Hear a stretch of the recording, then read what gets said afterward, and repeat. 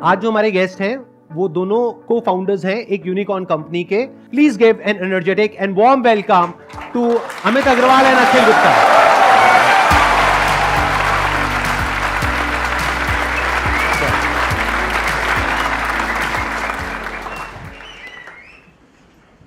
इस सीटिया में जाने की क्या जरूरत है?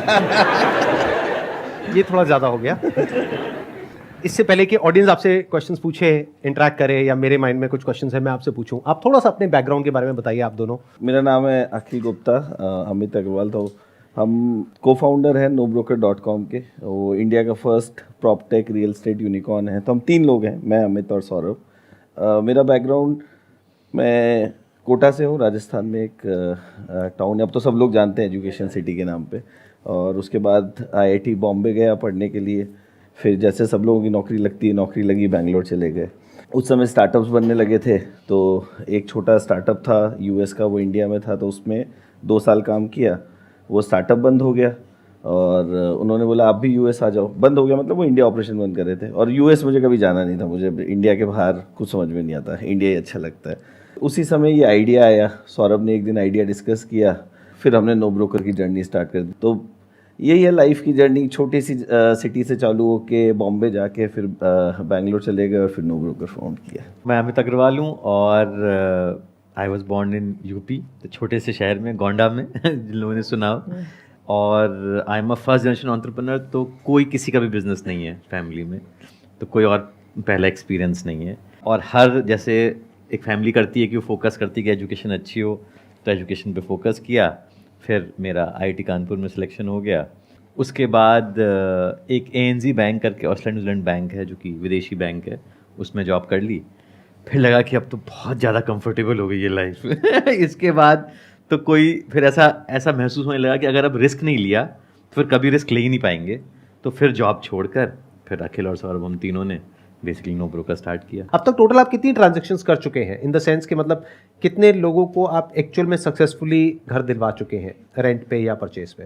महीने की 70-75 हज़ार प्रॉपर्टीज़ हमारे यहाँ पे क्लोज होती है, जो मतलब हमारे यहाँ पे देखें तो साल की आप मान लो तकरीबन 10 लाख लोगों को प्रॉपर्टी मिल रही है, जिसमें हम लोग जो ब्रोकरेज बचा रहे हैं वो तकरीबन 700-800 मिलियन डॉलर, मतलब आप मान लो 6-7 हज़ार करोड़ रुपए का ब्रोकरेज हम आज तक बचा चुके हैं. अगर आज आपको कोई बिजनेस करना हो, आज जो बिजनेस का ओवरऑल लैंडस्केप है वो बहुत तेजी से चेंज हो रहा है बिकॉज ऑफ AI. इस पॉइंट पे आप क्या बिजनेस करेंगे, मतलब what is the business that is coming to your mind, या किस फील्ड में आप जाएंगे, किस सेक्टर में जाएंगे, एग्जैक्टली क्या करेंगे अगर आपको अभी जीरो से शुरू करना हो वापस से? उससे पहले ना हम आपको ये बताना चाहते हैं कि real estate, NoBroker generally real estate के नाम से जाना जाता है, पर हमने और बहुत सारे बिजनेस कर लिए अपनी ही कंपनी में.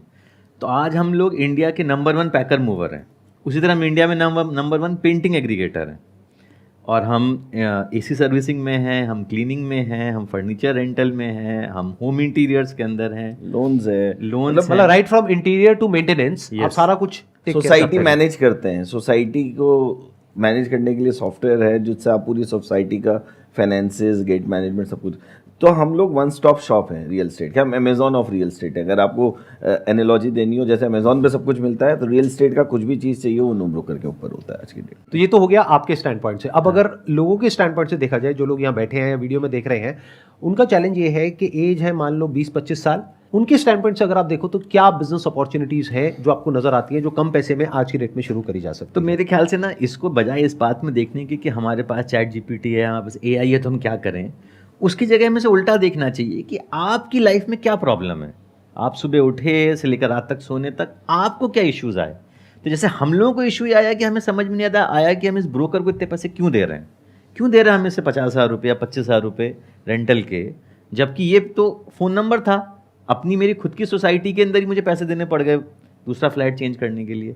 तो प्रॉब्लम जो है ना, उसको पहले सोचिए कि प्रॉब्लम क्या है जो आपको परेशान कर रही है, आपके दोस्तों को परेशान कर रही है. इंडिया में बथेरी प्रॉब्लम है, मतलब इंडिया जैसी प्रॉब्लम और इंडिया जितना बड़ा मार्केट दुनिया में कहीं पे भी नहीं है. तो अगर आप इंडिया के लिए कुछ भी सॉल्व करो, जैसे ब्रोकरेज वाली जो प्रॉब्लम है, नो ब्रोकर वाली, दुनिया में कहीं पे भी नहीं है. US UK आप चले जाओ, वहाँ पे रेगुलेटेड एंटिटी है, ब्रोकर के थ्रू एजेंट्स बोला जाता है, उन्हीं के थ्रू काम करना होता है. तो इंडिया स्पेसिफिक प्रॉब्लम आपको दिखती है, जो आपको घर में दिख रही हो, आपके आजू बाजू दिख रही हो, उसको कैसे सॉल्व कर सकते हैं। और प्रॉब्लम ऐसी होनी चाहिए कि वो बोलते हैं ना कि सपना ऐसा हो कि वो आपको नींद नहीं आने दे और आप सोचो तो उसी के ऊपर आप उसके बारे में सोचो। तो ऐसी प्रॉब्लम कि जिसको सॉल्व करने के लिए आपको नींद नहीं आए, नींद में सो तो उसी का वापस से सपना है कि क्या सोल्यूशन बनाने वाले, और सुबह उठ के उस प्रॉब्लम को वापस से सॉल्व कर रहे हो।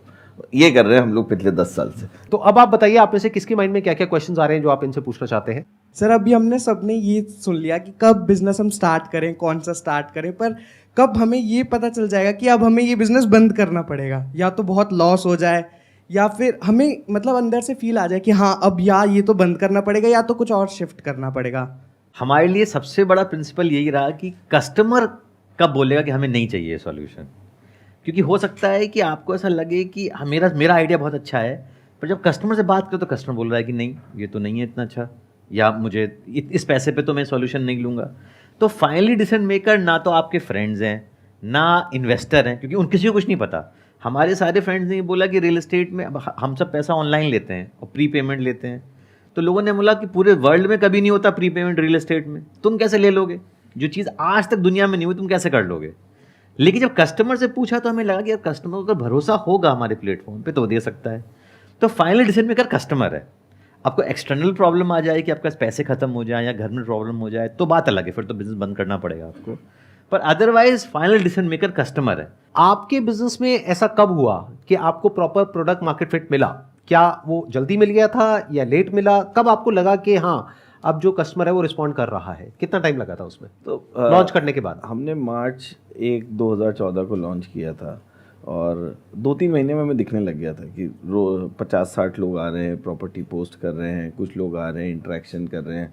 और जैसे अमित बोला हम उनसे बात कर रहे हैं, बोले सर आपसे अभी तो फ्री है, हम फ्यूचर में पैसा लेंगे तो आप दोगे? बोला हाँ मैं 25,000 रुपये देता हूँ, अगर आप मुझसे 500,000 रुपये लोगे मैं बिल्कुल दे दूंगा उसका। हम बोलते थे पहले मांगेंगे, तो बोला बिल्कुल दे देंगे। तो वहाँ से हमें ना थोड़े थोड़े शूट्स दिखने लग गए थे कि ये चल रहा है। बट हमारे साथ ये था कि जब तक इसमें पैसा नहीं इन्फ्यूज़ करेंगे इसको बड़ा नहीं कर पाएंगे। और जब उसके लिए जब हम वीसीज़ के पास जाते थे तो वीसीज़ बोलते थे बहुत बढ़िया, क्या अमेजिंग आइडिया है, इंडिया की प्रॉब्लम सॉल्व कर रहे हो, बहुत ही अच्छा है। तो और फिर बोलते अच्छा पैसे दे दो, अरे बट ये यूएस में तो हुआ ही नहीं। तो इंडिया में उस समय कंसेप्ट था Uber of India, Amazon of India, ये वाली चीज़। तो उसमें हमें लगे कुछ 10-12 महीने तक हम लोगों ने हमारी सेविंग्स जो भी थी हमारी सेविंग्स सब जला दी। इसी बीच में मेरी बेटी हुई, अमित के बेटा हुआ, तो बट वो जुनून में लगे हुए थे। कस्टमर्स से प्यार, कस्टमर्स का जो प्यार मिल रहा था, और वो जो बोल रहे थे कि आपने मेरे 50,000 रुपये बचा दिए, अब मैं इससे फ्रिज खरीद लूँगा, या मैं इससे टीवी खरीद लूँगा, या मेरी बेटी की शादी में काम आ जाएगा। ये सब जो जर्नी थी, ये सब जो चीज़ें थी ना, ये बड़ा पंप अप कर रही थी। बट पैसा नहीं मिल रहा था आपको शुरू में? पैसा नहीं मिल रहा, पैसा कोई नहीं दे रहा था, बिकॉज चाहे वीसी कितना ही बोलें कि वो रिस्क लेना चाहते हैं, वीसी चाहते हैं कि वो यूएस या चाइना में किसी ने किया हो ताकि वो कंफर्ट मिल जाए। वो कंफर्ट तो था नहीं, क्योंकि वर्ल्ड में किसी ने भी नहीं किया ये काम। 10-11 महीने तक आपको कोई पैसा नहीं आ रहा था, आप अपनी जेब से पैसा लगा रहे थे। तो 10 महीने बाद क्या आपको फंडिंग मिल गई थी? फिर 12 महीने बाद। हाँ। कितने अमाउंट की? तब हमें मिली थी $3 मिलियन की, उस टाइम में 18 करोड़ था। $3 मिलियन की at a valuation of $10 million. $10 million. तो 30% आपने उसी वक्त अपना इक्विटी स्टेक डायल्यूट। हमारा कुछ था ही नहीं स्ट्रेंथ, हमारा नेगोशिएटिंग पावर पे थे ही नहीं, तो जो वीसी ने बोला हमें देना ही पड़ा। तो पहले राउंड में ही गया 30%। उसी समय इंडिया में ना 12 प्रॉपटेक थे, बहुत सारे थे। मैजिक 99 एकड़, India property, India homes, common floor, बहुत सारे, और एक housing.com करके था। जब हम 1-2 बार तो हमारे साथ ऐसा हुआ कि वीसी ने बोल दिया कि कल हम लोग बोलते हैं कि हमारा है खतरनाक बुधवार, मतलब हमें ये होता था कि वीसीज बोलते थे कि वेडनेसडे को आपको बता देंगे। और 3 या 4 हफ्ते ऐसे हुए जब हमें ऐसा लगता था कि कल तो हमारे पास टर्म शीट आ जाएगी, कि पैसे का प्रॉमिस आ जाएगा, और वो वीसी मना कर देता था। ऐसा ही एक बार हुआ, हमारे पास 3 वीसीज थे जो बोले थे कि हमें ये था, मन में पक्का था, हमने पार्टी भी कर ली थी कि इन तीनों में से आना है, हम चूज करेंगे किससे पैसा लेंगे और अपनी टर्म्स पे लेंगे, अपने टर्म्स पे लेंगे। बट उसी समय housing.com ने $90 मिलियन रेज किया सॉफ्ट बैंक से। हाँ। और वो तीनों वीसी गायब हो गए। और उसकी हाइप भी बहुत ज्यादा थी, उसकी हाइप भी बहुत ज्यादा थी। उन्हें लगा market has been won by housing.com, NoBroker क्या करेगा उसके अंदर। तो तब हमने एक रूल और बनाया कि जब तक पैसा बैंक अकाउंट में नहीं आ जाए तब तक उसका सक्सेस हम नहीं मनाएंगे। तब तक पार्टी में पैसे नहीं खर्चने पार्टी में पैसा नहीं, हम अपने घर वालों को भी नहीं बताएंगे, ना बीवी को बताएंगे, ना बच्चों को बताएंगे कि ऐसा कुछ होने वाला है। वो जो शुरुआत का टाइम था जो भी अखिल डिस्कस कर रहा था, मेरे ख्याल से हम लोग 20 इन्वेस्टर से मिले होंगे, सभी ना बोल देते थे पहले स्टेज पे, बात के स्टेज पे, और वो बहुत ही मुश्किल स्टेज है। और जितनी हमारी हवा थी कि हम IIT IIM के, वो सारी हवा निकल गई उस 1 साल के अंदर, क्योंकि कोई मैटर नहीं करता फाइनली उसको। Right. और कस्टमर को फर्क नहीं पड़ता कि आपकी क्या डिग्री है, पर या तो हाँ। पसंद आया आपका प्रोडक्ट या नहीं आया। Hello sir. सर मैं ये पूछना चाहता हूँ कि आजकल एक फैशन सा चल पड़ा है, मतलब सब अपनी जॉब छोड़ छोड़ के जा रहे हैं, एंटरप्रेन्योर बनना है सबको, तो कैसे कंट्रोल में आएगा ये सब? अगर सभी जॉब छोड़ के चले जाएंगे, मतलब फेल भी होंगे लोग इसमें, ज़रूरी नहीं है कि सब अपना कंपनी बड़ी बना लेंगे, फेल भी होंगे, तो इससे कैसे रिकवर करेगा इंडिया बाद? आप क्या करते हो? आप जॉब कर रहे हो, बिजनेस कर रहे हो? मैं सर जॉब कर रहा हूँ, लेकिन मैं भी सोच रहा हूँ। तो एक तो आप जो है हम लोगों को देख के ना ये मत सोचिए कि बिजनेस ही कर लेना चाहिए।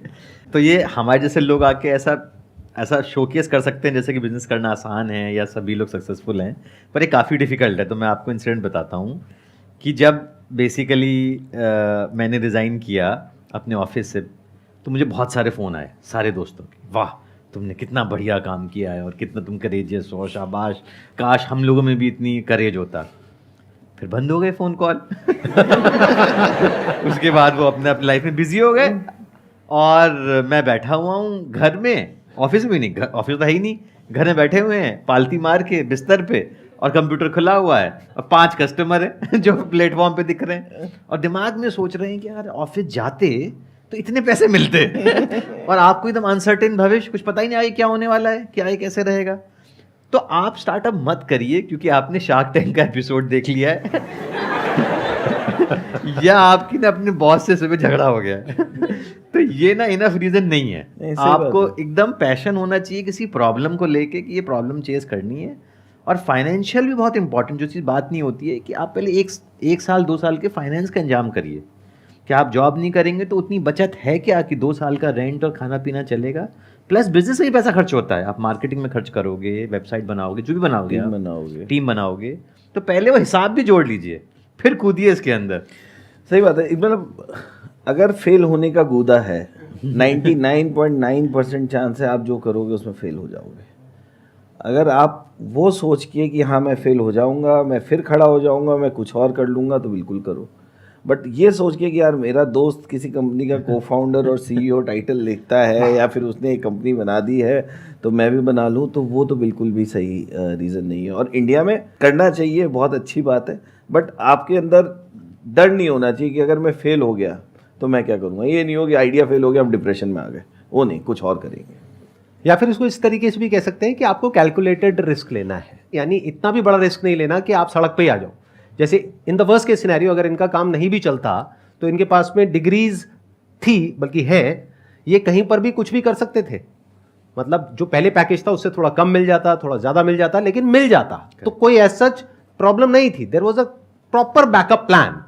बट आप ये कहो कि मैंने तो पैसा लोन पे ले लिया है और फिर अब मैं बिजनेस कर रहा हूँ, घर भी गिरवी है, उसके अलावा मेरे पास में कोई बैकअप प्लान भी नहीं है, जॉब भी चली गई है, दूसरी जॉब भी नहीं मिलेगी, फिर आप बिजनेस कर रहे हो, तो आपको ये समझना होगा 90% से ज्यादा चांसेस हैं, वो भी तब अगर आपकी थिंकिंग बहुत ज्यादा सही डायरेक्शन में जा रही है, तब 90% से ज्यादा चांसेस है कि आप फेल हो जाओगे। अगर थिंकिंग सही डायरेक्शन में है तो, अगर थिंकिंग सही डायरेक्शन में नहीं है तो 99% चांस है कि आप फेल होगे, जैसे इन्होंने कहा।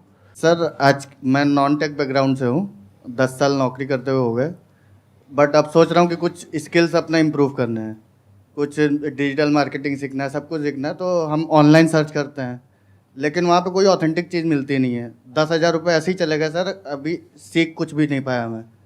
तो इस प्रॉब्लम से कैसे हमें टैकल करना है कि हमें अच्छा प्लेटफॉर्म मिले जहाँ से हमें सही में नॉलेज मिले। आई थिंक 2-3 चीज़ें करनी चाहिए आपको, किसी को भी। एक तो जब अपन बाज़ार में भी जाते हैं, कोई दुकान देखते हैं, तो हम क्या देखते हैं, वो दुकान पे जाते हैं जिसका किसी ने बताया हो, रेफरेंस से पता लगा हो, या आपको पता हो बहुत नामी दुकान है, पुरानी दुकान है। तो रेटिंग और रिव्यूज़ होता है ऑनलाइन सिस्टम के अंदर, तो आपको एक तो रेटिंग और रिव्यूज़ देखना चाहिए कि भाई हाँ मतलब ये ऑथेंटिक है, क्योंकि ऑनलाइन में इजी है, कोई भी एडवर्टीजमेंट करके ऊपर आ सकता है। तो एक तो एड वैड दिखाओ तो वो आप थोड़ा ध्यान दो, उसके ऊपर की एडवर्टीजमेंट तो नहीं कर रहा है। तो रेटिंग और रिव्यू और रेफरेंस किसी और ने यूज़ किया हो। और दूसरी चीज़, too good to be true नहीं होनी चाहिए। मतलब ऐसा हो कि यार जो चीज़ बाज़ार में 3 लाख रुपए की मिलती है और वो उससे 10 गुना, 20 गुना, 50 गुना सस्ती मिल रही है, पक्का फ्रॉड है। तो ये थोड़ा सा अपना दिमाग लगाना पड़ता है। मतलब we should not get blinded by कि जो भी हमें दिख रहा है वो सच है। बहुत सारी चीज़ें झूठ हैं, और इंटरनेट के सिस्टम में, इंटरनेट में जहाँ पे बहुत इजी है रीच करना, ये बहुत प्रीडोमिनेंट हो गया है, जहाँ पे लोग बेवकूफ़ बनाने की ज़्यादा कोशिश कर रहे हैं। तो थोड़ा अपनी अक्ल लगाओ और फिर उस तरीके से काम करो, वही चलेगा। इसमें एक पॉइंट और है बहुत इंपॉर्टेंट समझने वाला, वो क्या है कि आप क्या करते हो कि जैसे अभी जॉब कर रहे हो 10 साल से, तो आपने इमीडिएटली जा करके सर्च किया कि बिजनेस आइडियाज़ क्या क्या होते हैं। वहाँ पे सबसे ऊपर आया डिजिटल मार्केटिंग, क्योंकि ये सबसे आसान लगता है, तो हर कोई इसी की तरफ चला जाता है। एक बार को मान लो ये ऑप्शन है ही नहीं, अब इसके अलावा और क्या ऑप्शंस हैं, वो आपके माइंड में आ रहे हैं, नहीं आ रहे, मान लो नहीं आ रहे हैं, तो पहले अपने माइंड को एक्सपैंड करो, नई नॉलेज गैदर करो, नई इंफॉर्मेशन गैदर करो। ये देखो कि this is not the only business in the world, इसके अलावा लाखों बिजनेसेस और भी हैं। तो अपने दिमाग को खोलो, देखो दुनिया में क्या क्या हो रहा है, बहुत सारे लोग हैं, उनकी अलग अलग बुक्स पढ़ो, या फिर सीधा बिजनेस पे जंप मत करो।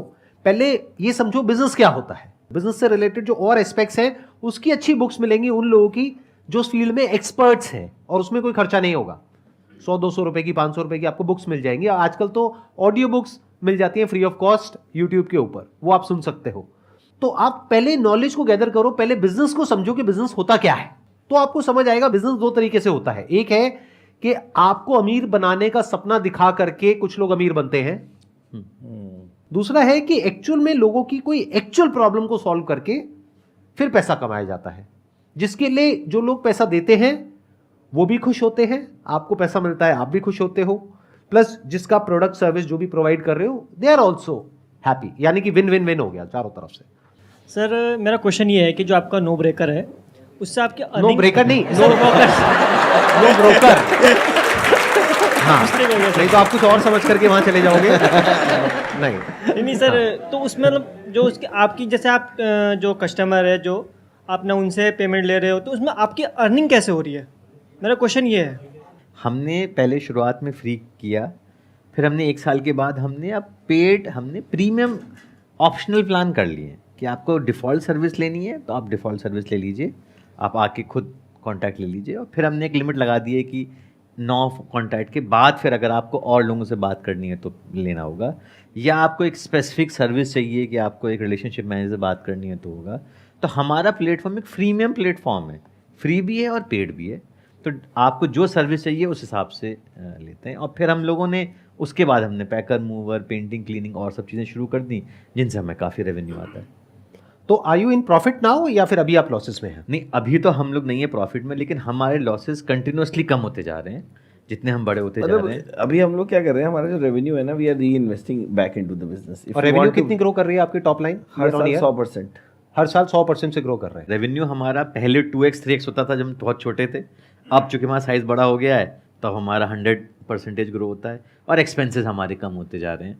तो ऑब्जेक्टिव हमारा ये है कि अगले 12 महीने 18 महीने में बेसिकली हम प्रॉफिटेबल हो जाएं, और वो अब आसान भी है हमारे लिए होना। एक तो हमारा फोकस भी उस पर हो गया है, और दूसरा ये हमारा साइज़ इतना बड़ा है कि अब अगर प्रॉफिटेबल नहीं होंगे तो कब होंगे, और फ़ायदा क्या बिजनेस करने का। प्लस इसके बारे में आजकल बात भी बहुत ज़्यादा हो रही है मीडिया में, सब जगह पे, मतलब जहाँ पर ये तो- कहा जा रहा है कि भाई यूनिकॉर्न्स पैसा तो उठा रही है, हाँ, लेकिन प्रॉफिट दूर दूर तक कहीं नजर नहीं आ रहा नहीं, है। पर वो एकदम सही बात है। वो तो मतलब प्रॉफिट अगर नहीं है, फाइनली प्रॉफिट नहीं हुआ तो फ़ायदा क्या बिजनेस करने का। हाँ, जिम्मेदारी भी है ना, आपने पैसा लिया है किसी से, ऑल्दो रिस्क कैपिटल है, आप डुबो दोगे तो भी वो आपको कुछ नहीं बोल सकते, बट आपने किसी से पैसा लिया है, उसने आप पे पैसा इसलिए लगाया है क्योंकि उसको 2 गुना 3 गुना 4 गुना मिलेगा, तो आपकी जवाबदारी है कि उस पैसे को कभी ना कभी तो वापस करना है। तो अब हमें हो गए हैं 7-8 साल 9 साल करते हुए, अगले 1.5-2 साल में हम भी प्रॉफिटेबल हो जाएंगे।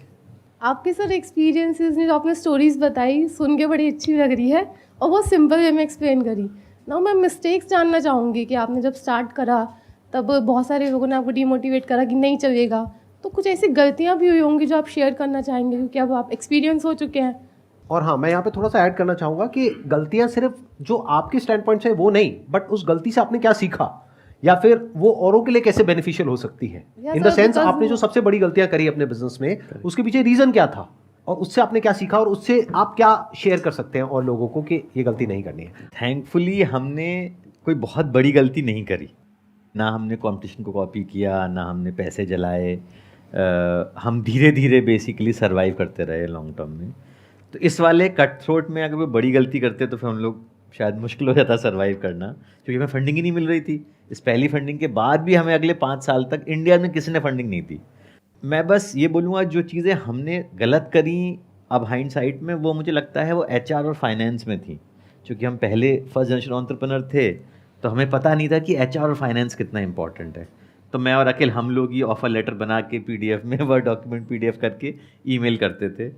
तो ये हमें, लेकिन थैंकफुली हमने जल्दी रियलाइज़ कर दिया कि एक अच्छा HR, अच्छा फाइनेंस बहुत ज़रूरी है, जो कि आपको करना है तुरंत। In overall, to answer your question, आप कंटिन्यूसली पता करते रहिए गलती क्या हो सकती है और तुरंत करेक्ट कर लीजिए उसको। जैसे फॉर एग्जांपल, हमने शुरुआत में हमें सोचा कि लोगों के लिए तो ब्रोकरेज ही सबसे इंपॉर्टेंट है, लेकिन जब हमने 10 कस्टमर से पूछा तो उन्होंने हमें बोला कि रेंटल एग्रीमेंट कौन कराएगा। तो मुझे लगा रेंटल एग्रीमेंट तो लोग गूगल से वो फॉर्म लेके, PDF लेके, वो प्रिंट आउट लेके स्टैम्प पेपर कर देते हैं, लेकिन कस्टमर ने बोला नहीं ऐसा नहीं है, वो इंपॉर्टेंट है। मैं उसको बहुत इंपॉर्टेंट है, ब्रोकर कराता है वो काम, तो आप कराओगे कि नहीं। तो लगा हमसे कि ये गलती हमसे होने वाली है, तो हमने तुरंत चेंज किया और रेंटल एग्रीमेंट भी हमने एक डिपार्टमेंट खोला और आज तक हम रेंटल एग्रीमेंट बहुत अच्छे से और उसमें विटनेस भी होते हैं। हाँ, विटनेस भी बहुत होते चीज़ हैं। है। इसमें ना एक चीज़ और ये है कि गलती में बहुत ज़्यादा आता है ना, तो वो भी एक होता है सब चीज़ खुद कर लें। सब चीज़ जब खुद करने लगते हैं तो अपने पास तो 24 घंटे ही हैं, 24 घंटे में 6 घंटे तो सोओगे, आपके बचे 18 घंटे, कितना कर लोगे 18 घंटे में। At after a while you will start burning yourself. मतलब मैं, अमित, सौरभ, पहले हम सब कुछ मैं ही कर लूँगा, तो मेरी तरफ से गलती ये होती थी कि कुछ भी बहुत इंपॉर्टेंट चीज़ बनानी है तो मैं खुद बनाऊँगा, टीम को हाँ ठीक है यार मैं बता दूंगा तुम्हें कैसे बनाना है, क्योंकि ये लगता है ना कि यार मैं करूँगा तो शायद 7 दिन में हो जाएगा, टीम करेगी तो इसमें 21 दिन लगेंगे। तो ये काफ़ी टाइम बाद रियलाइज़ हुआ। तो अब जो मैं करता हूँ, अब टिपिकली एवरीबडी डज दैट, कि ये है कि यार आपको लगता है कि आप स्मार्ट हो, आपके जैसे काम करने वाला होता है, तो आप ट्रेन करो अपने जैसे। तो अगर मैंने 4 अखिल और बना लिए और उन्होंने अपने जैसे 4 और लोग बना दिए, उन्होंने अपने जैसे 4 लोग बना दिए, तो एक की जगह मल्टीप्लाई हो गया ये मतलब इतने सारे अखिल हो गए, इतने सारे अमित हो गए, इतने सारे सौरभ हो गए, जो वही काम उसी शिद्दत से, उसी मेहनत से कर रहे हैं। तो रिलाइंग ऑन द टीम, लोगों को अपने साथ जोड़ना, उन पे भरोसा करके उनको क्रिटिकल प्रॉब्लम देना और फेल होने देना कि ठीक है यार एक गलती कर लोगे, कर लो गलती, बट ये गलती वापस मत करना। तो repeat a mistake is something which is not acceptable, make a mistake and learn from it and move forward. पर ये बात भी है कि जितना टीम अच्छी होती जाती है ना आपकी, वो भी फिर आपकी गलती जल्दी पॉइंट कर लेती है। तो अब हालांकि मैं, अखिल, सौरभ यहाँ हम लोग अपनी बात कर रहे हैं, लेकिन एक्चुअल ट्रूथ ये है कि 99% सक्सेस का क्रेडिट टीम को ही जाता है, क्योंकि 99.9% काम भी टीम ने ही किया है। तो ये भी एक तरीका है जल्दी गलती पकड़ने का और सॉल्व करने का, कि आपकी टीम अगर अच्छी है और उसको आप इतना साहस दो कि वो आपके मुंह पे आपकी बुराई कर सके, तो आप जल्दी पकड़ लोगे गलती, क्योंकि आप नहीं पड़े कोई और पकड़ लेगा, पर जल्दी हम सॉल्व भी कर लेंगे। मतलब अपने आसपास में यस मैन इकट्ठे मत करो। हाँ, और सबके पास में फ्रीडम हो बोलने की, बताने की, करेक्ट। ताकि जैसे ही गलती हो इमीडिएटली पकड़ में आ जाए। Thank you so much sir यहाँ पर आने के लिए। It was pleasure meeting you and pleasure talking to you. Thank you so much. Thank you.